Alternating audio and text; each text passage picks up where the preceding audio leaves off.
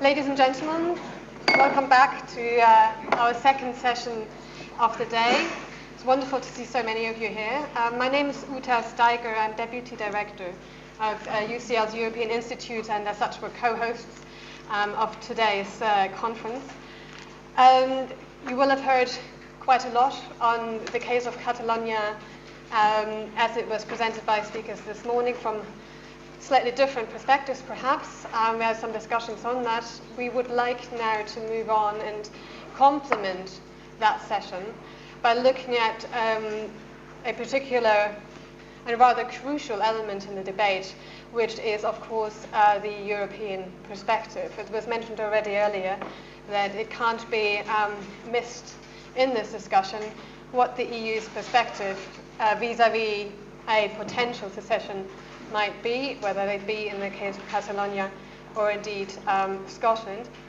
And we are very fortunate to have with us a range of constitutional, legal, political experts who I'm sure will be shedding some light on these issues. We are hoping thus to complement the first session's approach really with a wider outlook, as it were, on both what is the constitutional possibilities and constraints in each case within different EU member states, but also and possibly particularly the issues that would arise under EU law and the realities at negotiations at EU level that would be triggered in case of a secession. We are starting today with Professor Robert Hazell, who is the director of the Constitution Unit here at UCL. He's published very widely and particularly on the Scottish case. And he will go first to introduce possibly that particular comparative angle. We will then have Professor Montserrat Vibernau, who is Professor of Politics at Queen Mary University in London, and who has published several books on nationalism, identity, and particularly the Catalan case, and is currently holding a research project on emotions and identity in politics from the Leverhulme Trust. We will then move on to Graham Avery, who is a senior fellow at St Anthony's College, Oxford, also an honorary Director General of the European Commission, having worked there for several decades, I can say. And finally, we'll be glad to hear from Sir David Edward, who is Professor Emeritus at the School of Law in Edinburgh University, and who has been a judge at the Court of Justice of the European Union, amongst other things. So, as you can see, a rather wide spread of opinions and expertise, and that will be quite enough for me now, and I'll be handing on to Robert. So, in my 10 minutes, I'm going to talk about how we reached the point where Scotland will be holding its independence referendum in a year's time. And my main qualification for doing so is that 10 years ago, we wrote a book called Scottish Independence, A Practical Guide. And that was the result of an 18-month research project where we explored in depth all the legal and constitutional and political issues that would need to be worked through if Scotland reached the point where there was a government in Scotland with a democratic mandate to seek independence from the UK. And I didn't know when writing that book that 10 years on we would have reached that point. Our book came out in 2002. But I'm, in explaining how we now have reached this point, going to, in effect, give you a little history lesson. And forgive me, the British in the audience who know this history very well, but I hope for the Spanish and Catalan guests it may be of interest. Because, in essence, what I'm going to say is that each country's constitution is a product of its own history. So, quick history lesson. First, the UK is a multinational state. It's a union state. Its title is the United Kingdom of Great Britain and Northern Ireland. It's a union composed of 4 nations. England, Wales, Scotland, and Ireland. Those nations joined the Union at different times, and they joined on different terms. England began to rule Wales back in the Middle Ages, the reign of Edward I, but the formal union was given effect in 1534 during the reign of Henry VIII. Scotland was a separate nation with its own government and its own monarchy until 300 years ago. The union of the crowns was a century earlier, in 1603, when the Scottish king, James VI, became King James I of England. But the Act of Union, the union of the parliaments that created the first Parliament of Great Britain at Westminster, was in 1707. After that union, Scotland retained a lot of its own separate identity. It retained its own separate legal system, which is very different from that of England and Wales. It retained its own church, and it retains its own education system, which continues to be very different to this day. The union with Ireland was surprisingly late. Formally, it took effect in 1800, but effectively Ireland had been governed by England from the 16th or 17th century to the extent that Ireland was governable, but the formal union was during the Napoleonic Wars. And after that union, the United Kingdom, the state that had been called Great Britain, became the United Kingdom of Great Britain and Ireland. But the majority Catholic population in Ireland never accepted British rule. There were occasional rebellions known as the Troubles all through the 19th century. It was very appropriate that last night, when we gave a dinner for the speakers at this conference in the National Liberal Club, we were in the dining room with a very big statue of Gladstone at the end of the room, and the Irish question dominated British politics for 30 years, from Gladstone's time in the 1880s until after the First World War. Gladstone wanted to grant home rule to Ireland and made the first attempt in 1886. There were 3 big attempts. They all failed, the last being in 1912, just on the eve of the First World War. And eventually, Ireland seceded in a unilateral declaration of independence and became the Irish Free State in 1922. But the Protestant minority in Ulster, in Northern Ireland, did not want independence, and as a result, Ireland was partitioned, and the 6 counties of Ulster remained part of the UK, and the UK then became the United Kingdom of Great Britain and Northern Ireland.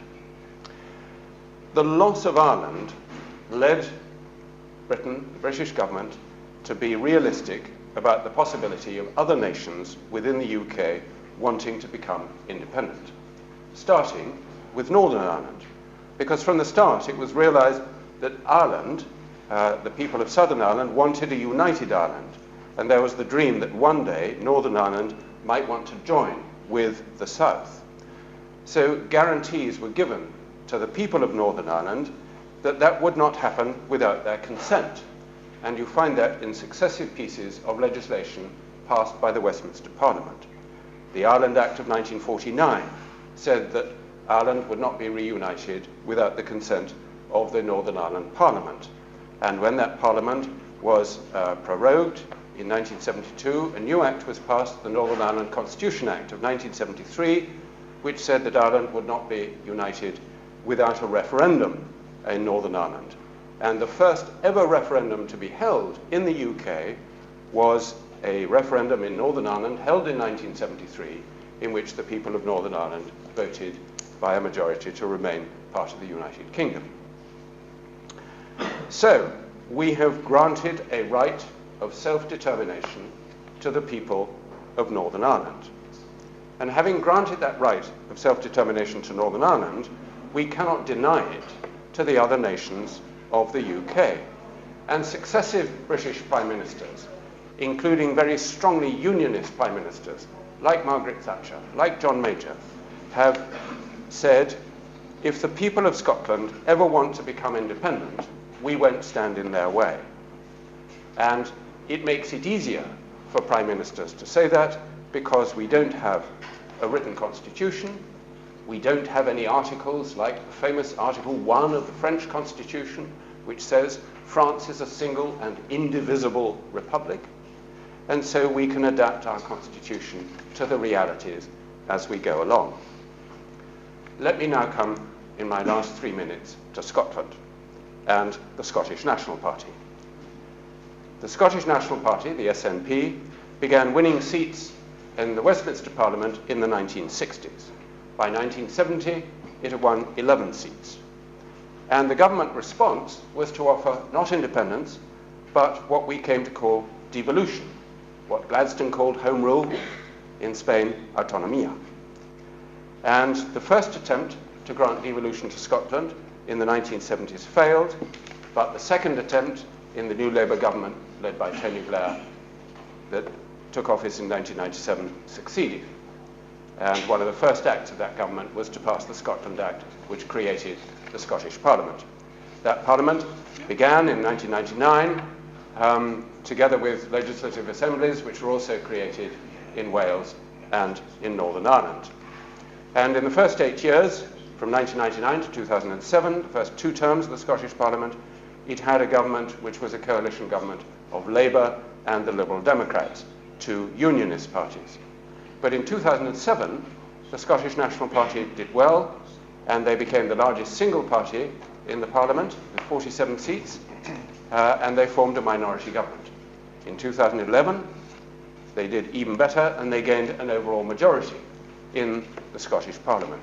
So for the first time, they were in a position to say to the UK government, the people of Scotland have voted for a parliament and for a government which supports independence. And the UK government has not contested that. But it has insisted that any referendum should be lawful, should be fair, and should be decisive. Let me take those 3 points in turn. First, it should be lawful. There was disagreement amongst constitutional lawyers whether the Scottish Parliament has the legislative power to hold a referendum on independence. Because in the Scotland Act 1998, that created the Parliament, the Constitution is a matter reserved to Westminster. So to put that question beyond doubt, the UK government agreed to legislate at Westminster to authorise the Scottish Parliament to hold a referendum. And the Westminster Parliament has now done that. And the Scottish Parliament is now legislating for the referendum to be held in September next year. Second condition, that the referendum be fair. The UK government wanted the referendum question to be one approved by the Electoral Commission, which is an independent body which supervises elections and referendums in the UK. And the Commission has approved a question which is, should Scotland be an independent country? That's very simple. I'm not myself sure that it is entirely clear. In the book that we wrote, we proposed a question, should Scotland become an independent and sovereign state separate from the UK? Because we wanted to make it abundantly clear that this independence was not just greater autonomy, it was separation. The SNP dislike the word separate in any referendum question because when different questions have been tested in opinion polls, if you use the word separate, support for independence goes down by at least 10 percentage points. Lastly, that it should be decisive. Now, the SNP government wanted 2 questions in the referendum.